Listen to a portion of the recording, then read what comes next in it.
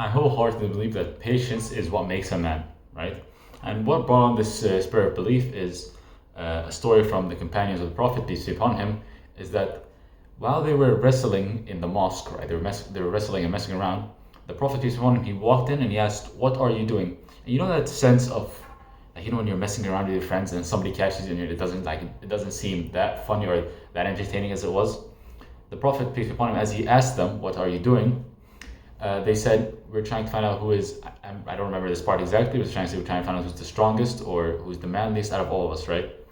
The Prophet, peace be upon him, he responded, "The manliest person is the one who has patience in face of something else," peace be upon him, he said. I don't remember exactly, but I remember he said something. He did say that the manliest person is the person with patience.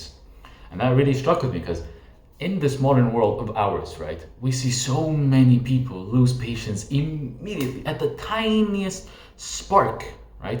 The tiniest spark. Immediately somebody will lose patience, they will lose themselves, they will lose all sense of self-control, and it's over, right? There are some people in the UK and the US and Western countries, right? Not so much seen as in the Eastern countries, but it's still seen as in like Europe, the dangerous parts of Africa, dangerous parts of Asia. There are some people on this planet who have nothing to lose. When I mean nothing to lose, I mean they have literally nothing to lose. Andrew Tate speaks about this. There are people who, if you are wearing $1,000, $500 watch, they will stab you. A family friend of mine, right? She told, well, not mine, my mother. She told my mother that her son, who is pursuing his his degree, his undergraduate degree in the UK, he was walking down an alley with a friend, right? Or walking down the street with a friend, and his friend had a pair of nice shoes on. He had a knife pulled up to his neck, and they were all surrounded by members of a gang or something along those lines. And his shoes were robbed. They just took his shoes and they left them barefoot and they dipped. So I'm thinking, imagine if you lost your patience in that exact moment. In that exact moment, you lost your patience. You'd be dead. Your life would be gone. You'd die on a random street for a pair of shoes, for like 200-pound shoes. That really strikes you. There are so many people on this planet who the smallest spark will set them off. And they have nothing to lose. They have everything to gain or nothing to gain. It doesn't matter to them, right? Just this amount of, just like a fire, a spark, a charge in their head, and it's over, right? And of course, this idea of patience applies to other courses of life, other senses of life, right? You get cut off by a person while you're driving, right? It is better, right, inherently as a person, right, just as a person in general, to not scream at them, not to point at them, not to flip them off, right, not to swear at them. So you have to have a sense of patience. You have a sense of hold back, right? And I'm not saying that, okay, you're getting picked on or bullied, right? I'm saying you can have patience, but do not be afraid to fight back. That's a completely different thing. I'm not saying do not fight back, right? If somebody is unrighteously picking on you and every other method of authority does not work, or it's a system, the system that is in place is inefficient, then you have all sense of manner to fight back and defend yourself, right? To a reasonable extent. Like, I'm not gonna tell somebody who's getting bullied, be patient, bro. That's not gonna happen. It's gonna make the situation worse. You're gonna be more of a victim, right? There are psychological studies showing that victims who produce a noise every time they're hurt, so you get punched and you groan or you moan, right? Boys or girls, doesn't matter. The abuser finds it quite like interesting or arousing, right? They keep doing it because it's like, oh, you punch this guy, he's like, some sort of moan or groan, and he gets it, like, what's called, you start thinking, oh, this is fun, and you keep doing it, right? So I'm not saying do not fight back when it's necessary, but have some patience, right? The patience and it's also a very big concept in Islam called like sabr, the sabr, right? The patience in you to hold back in the most important moments or just general moments of life, right? You're not seen, like most times, 99% of times, as you have patience in your life, you're going to be seen as the bigger person by yourself, right? By the people around you, and just in the situation in general, you look at it objectively. If somebody is trying to start something with you, right, then calm down and back off, right? Because it's this sense of, I've heard a lot of stories from bar fights and stuff like this from watching comedians, right? They talk about bar fights, especially Bill Burr. He talks about how one person taps you on the shoulder, so you have to push him back, and then you have to push him back, right? And then the punches start swinging, and it's a hurricane, and everybody gets caught up and involved, right? So See how it divulges, right? Because of pride. A lot of the time it is about pride and ego. You touch somebody on the shoulder, so shoulder. Don't touch me. Don't touch. Don't speak to me. Don't touch me. Don't do this.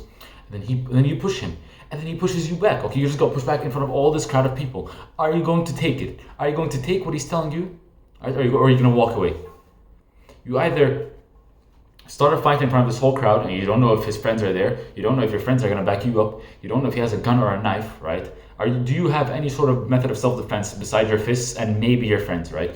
Are the police going to come? Is somebody going to break it up? Is that person so violent, or is he possibly drunk, or is he possibly on drugs that he might not be, that he might not know what he's doing, right? And he might take your life, right?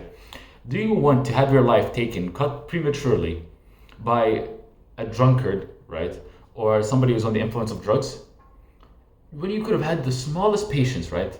And yet again, this does not mean this is the person's fault, right? It could be both, like either one of them's fault or both their faults, right? But even if it's your fault or not your fault, you still need to have the patience, the sabr, to hold back, right? To hold back and not start a fight, to walk away, right? And you might walk away, like you're walking with your tail in your pants, right? Better to walk away from these situations than to die in a random street in front of a random pub or a random restaurant, right? You don't want to lose your life to something very dumb, something very stupid, right? Something very weird, like a dumb fight. There are so many cases, right? I watched a YouTube video, right, from Light Bible TV. There's a man in there who accidentally, right, they got into a bar fight, right? He went to back up his friends. He punched the man. The man fell and hit his head on the curb, right? The guy didn't get up, and they were like, "Oh, you punched him once. Oh, you punched him once." A week or like 2 weeks later, the police showed up, right? It's like, you killed this man. You punched him. You killed him. One punch, you hit him, right? He went unconscious. He hit the curb, and that guy seems to have in the video. It messed him up. It messed him up, right? And no fault to the guy. He's tried. He's repenting. He's repenting for his mistake. But do you understand what that does to a person? Having accidentally killed someone, right? Accidentally. It's not your fault. You know what it does to a person's mind, right? How it makes them feel. Any sort of death or killing or anything like that. So yet again, I state, have some patience, right? Have patience in your work, right? In the studies. When something is not going your way, if you're trying to start an entrepreneurship and you did bad in a couple exams, have some patience, right? It's all planned out by God subhanahu wa ta'ala. It's all planned out. Eventually your luck or fate will come your way, right? It will turn around. So you need to have some patience.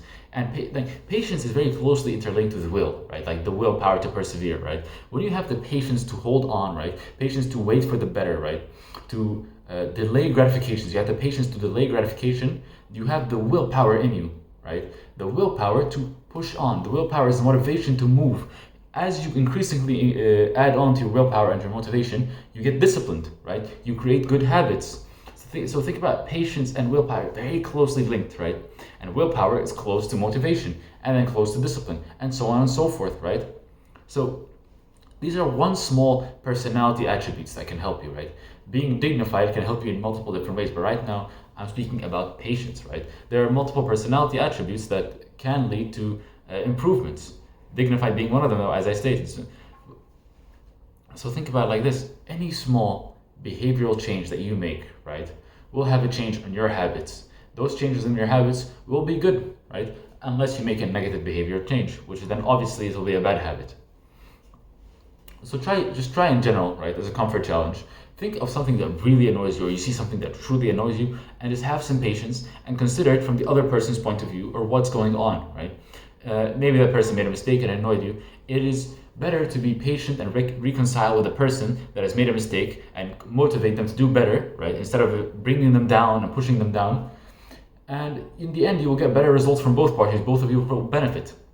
So yet again, be more patient with the people around you. Be patient with the situations. Be patient with your life. Be patient with your income. Be patient with your faith. Be patient with the life around you that you've been given. And take care.